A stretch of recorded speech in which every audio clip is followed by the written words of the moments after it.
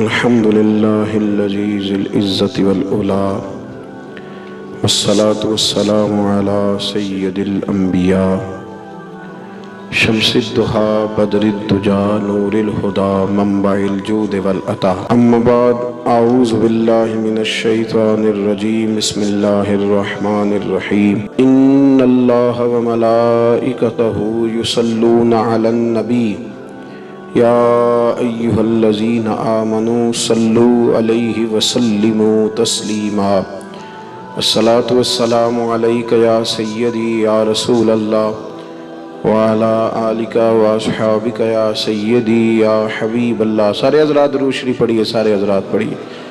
الصلاة والسلام عليك يا سيدي يا نبي الله وعلى آلك واصحابك يا سيدي يا نور الله.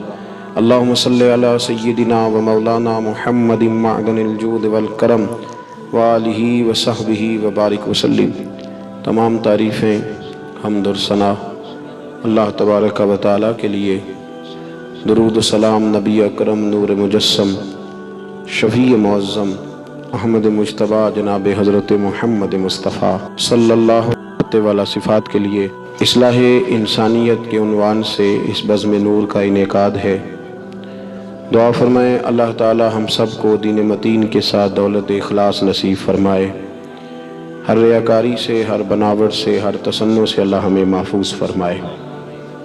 عزیز دوستو، قرآن پاک نے نبی کریم صلی اللہ تعالی علیہ وسلم کی تعریف مختلف جگہوں پر مختلف انداز میں فرمائی. جو مقام میں نے تلاوت کیا، اللہ کریم نے ارشاد فرمایا فَبِمَا رَحْمَةٍ مِّنَ اللَّهِ لِنْتَ لَهُمْ. فرمایا اے محبوب علیہ السلام، اللہ کی کیسی رحمت ہوئی کہ آپ اپنے غلاموں کے لیے نرم دل ہو گئے. وَلَوْ كُنْتَ فَظًّا غَلِيظَ الْقَلْبِ لَانفَضُّوا مِنْ حَوْلِكَ. فرمایا محبوب علیہ السلام، اگر آپ سخت مزاج سخت دل ہوتے تو بیچارے آپ کے پاس سے بکھر جائے. اللہ نے خاص رحمت کی ہے کہ آپ اپنے غلاموں کے لیے نرم دل ہو گئے. کائنات ارضی پر جتنے بھی مسلح اور جتنے بھی لیڈر آئے، اور بہت سارے لوگ اب بھی اس کا دعویٰ کرتے ہیں، کچھ نہ کچھ تعلیمات انہوں نے بیان کی، کچھ نہ کچھ انہوں نے تذکرے کیے اچھی باتوں کے، لیکن نبی پاک صلی اللہ علیہ وسلم نے فرمایا میں اخلاق حسنہ کی تکمیل کرنے کے لیے دنیا میں آیا. یعنی اس سے اونچی اور اس سے اچھی بات کوئی کر ہی نہیں سکتا جو رسول کائنات نے بیان فرمائی ہے. یہاں ختم ہو گئے تمام اخلاق کے دائرے، کتنے کوئی بیان کر سکتا ہے. نبی کریم صلی اللہ تعالی علیہ وسلم نے اصلاح انسانیت کے لیے ایک بھرپور اور معمور کردار ادا فرمایا. کوئی ایسی چیز جو انسانیت کی کامیابی کے لیے باقی ہو اسے سرکار نے چھوڑا نہیں. سب سے پہلے انسان کی فلاح کے لیے، کامیابی کے لیے اس کے عقیدے کا ٹھیک ہونا بڑا ضروری ہوتا ہے. نبی پاک صلی اللہ تعالی علیہ وسلم عقائد پر خاص توجہ ارشاد فرماتے تھے، خاص توجہ. حضرت عمر کے زمانے میں بعض لوگوں نے کہا کہ جتنی فتوحات ہو رہی ہیں یہ حضرت خالد بن ولید رضی اللہ تعالیٰ عنہ کی وجہ سے ہو رہی ہیں. اللہ والوں کی برکت ہوتی ہے. خود حدیث بخاری میں موجود ہے کہ کوئی صحابی، کوئی تابعی، کوئی تبع تابعی بھی جنگ میں جائے گا تو ان کی برکت سے اللہ فتح عطا کر دے گا. لیکن دین کو اس پر بند نہیں کیا جا سکتا. ہم تو اہل محبت ہیں، اولیاء اللہ صوفیاء کرام کی غلامی کے قائل، لیکن عقائد و نظریات کا نکھرا ہونا اور جو چیز جہاں ہے اس کا وہیں تک محدود رہنا، یہ شریعت اسلامیہ کا طریقہ ہے. دین معتدل ہے نا، افراط و تفریط سے بچاتا ہے. حضرت خالد بن ولید کی وجہ سے فتح ہوتی ہے تو جناب عمر فاروق رضی اللہ تعالیٰ عنہ لوگوں سے کہا نہیں، فتح اس لیے ہوتی ہے کہ دین سچا ہے، اسلام سچا ہے، قرآن سچا ہے، اس لیے فتوحات ہوتی. لوگوں نے کہا نہیں جی، جس جنگ میں وہ جاتے ہیں اللہ کامیابی دیتا ہے. تو بعض لوگ مشروط کرنے لگے کامیابیاں حضرت خالد بن ولید کے ساتھ. حضرت عمر فاروق نے جناب سعد بن ابی وقاص رضی اللہ تعالیٰ عنہ کو ایک رکا دیا. حالانکہ جہاد بڑے نازک موڑ پہ تھا، قادسیہ کے ان علاقوں میں جنگ ہو رہی تھی جہاں بڑی شدت کے ساتھ غالی قسم کے اسلام کے دشمن رہتے تھے. آپ نے ایک رکا دے کے بھیجا، فرمایا خالد بن ولید سے کہو کہ آج کے بعد تم سپہ سالار نہیں ہو. اگر ایک معمولی سپاہی بن کے لڑنا چاہو تو لڑو، ورنہ واپس مدینے آ جاؤ. ہمارے ملک کے اندر اس طرح ہوتا ہے کہ 2-3 اوپر والے لوگوں کو چھوڑ کے اگر نیچے والا کوئی آدمی اوپر لا کے بٹھا دیا جائے تو وہ جو پیچھے والے ہوتے ہیں وہ ریزائن کر جاتے ہیں. وہ کہتے ہیں جو ہمیں سلوٹ مارا کرتا تھا اس کو سلوٹ مارنا ہمارے بس کی بات وہ لوگ چھوڑ جاتے ہیں اور تاریخ یوں ہی چلتی ہے۔ حضرت خالد بن ولید رضی اللہ تعالیٰ عنہ کے پاس جناب سعد بن ابی وقاص رضی اللہ تعالیٰ عنہ وہ پیغام لے کر کے پہنچے، کہا امیر المومنین نے آپ کے نام یہ پیغام دیا ہے۔ حضرت خالد بن ولید نے رکا پڑھا، خط پڑھا تو اس پہ لکھا تھا کہ جناب اگر آپ ایک معمولی سپاہی کی حیثیت سے لڑنا چاہیں تو جہاد میں رہیں، اور اگر ایسا نہیں ہے تو پھر آپ واپس آ جائیں۔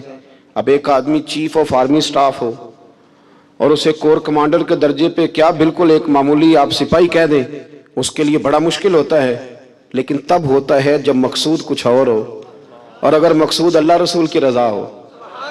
جب وہ خط پڑھا گیا تو لوگ کہتے ہیں ہمارا ذہن یہ تھا کہ حضرت خالد بن ولید رضی اللہ تعالیٰ عنہ فوراً مدینے چلے جائیں گے، اب وہ لڑیں گے نہیں، لیکن حضرت خالد بن ولید نے خط پڑھا تو سیدنا سعد بن ابی وقاص کہنے لگے اب آپ کا ارادہ کیا ہے؟ فرمایا یہ آپ کمان پکڑیں، سپہ سالار آپ ہیں۔ تو فرمایا آپ کا کیا فیصلہ ہے؟ فرمانے لگے فیصلہ کچھ بھی نہیں، میں ایک معمولی سپاہی کی حیثیت سے میدان میں رہوں گا اور میں لڑوں گا اور میں جہاد کروں گا، اس لیے کہ میں جو جہاد کر رہا تھا وہ سپہ سالار ہونے کی وجہ سے نہیں کر رہا تھا، محمد عربی کا غلام ہونے کی وجہ سے کر رہا تھا، اور وہ حیثیت میری کو چھین نہیں سکتا، وہ میرے پاس موجود ہے۔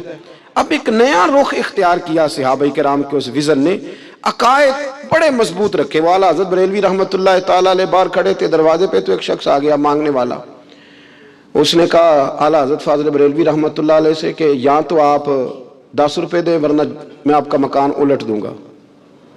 تو اعلیٰ حضرت فرمانے لگے تو 10 کے 20 مانگ پر مکان الٹنے والی بات غیر شرعی ہے، تو بلیک میل کر کے خیرات لینے آیا ہے، یہ کیا طریقہ ہوا؟ 10 کے 20 کہنے لگا جی میں نے الٹ دینی ہے۔ اس کے ساتھ ابھی گفتگو ہو رہی تھی کہ اعلیٰ حضرت کے چھوٹے صاحبزادے چھت پہ گھیل رہے تھے، حضور مفتی اعظم ہند مولانا مصطفیٰ رضا خان صاحب، ہم شبیہ غوث اعظم، اتنا بڑا درجہ اللہ نے دیا، 1.25 کروڑ آدمی ان کے دست مبارک پر بیعت تھا، اور بیعت ہونے والوں میں بڑے بڑے محدثین اور مفسرین شامل تھے۔ وہ چھوٹے تھے، ابھی 4-5 سال عمر تھی، تو دوسرے منزل کی اوپر والی چھت پہ کھیل رہے تھے، جب کہا نا کہ میں نہیں تجھے پیسے دیتا، تو شہزادے کا پاؤں وہاں سے پھسلا اور وہ اندر گر گئے۔ اب دوسری منزل سے گرے ہیں اور چھوٹے بچے گزرے ہیں۔ فاضل بریلوی رحمۃ اللہ علیہ کی والدہ موجود تھی، کہنے لگی احمد رضا تمہیں کہا تھا فقیروں سے نہ الجھو، دیکھا نا بچہ گر گیا ہے۔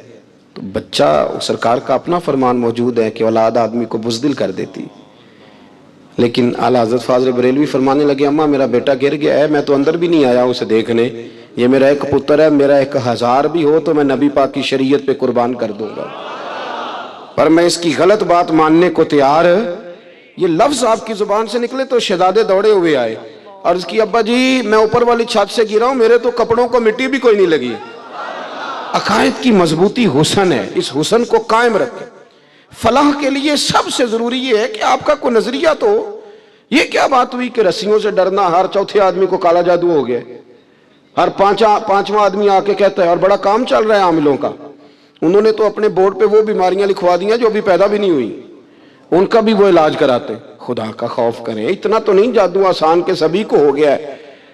تو اب وہ فقیر صاحب جو تھے وہ پہلے تو بڑے مطمئن تھے کہ بچہ گر گیا ہے، چلو تکا لگ گیا ہے، لیکن اب جب شہزادے دوڑے آئے تو وہ پریشان ہوئے۔ فاضل بریلوی کو اللہ نے بڑی شان عطا فرمائی۔ اعلیٰ حضرت رحمۃ اللہ علیہ فرمانے لگے تو کہتا تھا مکان الٹ دوں گا۔ یہ بعض لوگ جو ہوتے ہیں یہ پورا قرآن و سنت پڑھنے والے بندے کو ایسے ہی سمجھتے ہیں۔